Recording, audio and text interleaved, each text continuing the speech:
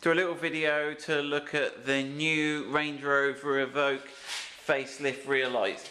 So these are the new 2017 rear lights on the Range Rover Evoque, and that's the earlier version, the 2011 version there. So I've got them side by side on the workshop table here. So this is the original ones that were launched in 2011. The same light was fitted to all Evoques, regardless of whether it was an Evoque, a Pure, a Prestige, or a Dynamic. The 3-door and 5-door, left-hand drive and right-hand drive, all took the same lamp. Now, there are some aftermarket ones available. These are a set here that we've got, which has got this smoked LED array, and these were quite a popular upgrade. But I think the more popular upgrade is now going to be the Land Rover have facelifted the Evoque. They've now fitted these rear lights. Now they don't look super different. I mean, they are noticeably different when they're off, but they do look quite different when they're on. Now, one thing I will say is there is actually a black edition light that was used on the Victoria Beckham, and I think this red bit in here was more black than red, and this side bit as well. Right, so this is what they look like in the car. If I stand back here, right, do you want to knock the lights off and we'll do a little demo. So, right, that's the tail light.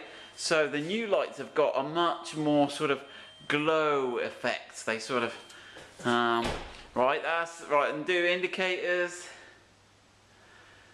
There you go, there's the hazards. Brake light. Yeah, turn the hazards off. That's it. And then reverse. Yeah, and there's the reverse light. Yep. Okay, so do you want to turn the lights back on? Yep, so there we go. So that's the new light upgrade. Well, we'll just show you how to do the upgrade. So, right then, so we've already upgraded that one. We'll show you how to take the old one out and fit the new one. So lift up your bonnet. There's a little hidden panel here. You just flick it out from the bottom. That's that little panel. Okay. And then there's a couple of screws in there with just a normal crosshead screw in there. Okay, they're both the same size, so you've just got a standard crosshead screw. Two of those. Now what you've got to do is you've got to sort of pull it out. Now on the back of the light, you've got this sort of prong here that docks into a little docking station at the back of the bodywork.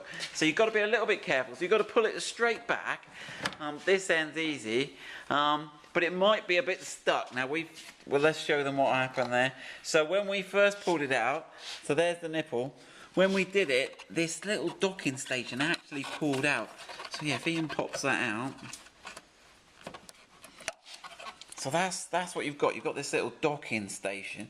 Now we've put a bit of grease on it this time so that it doesn't, for the video, so we look professional.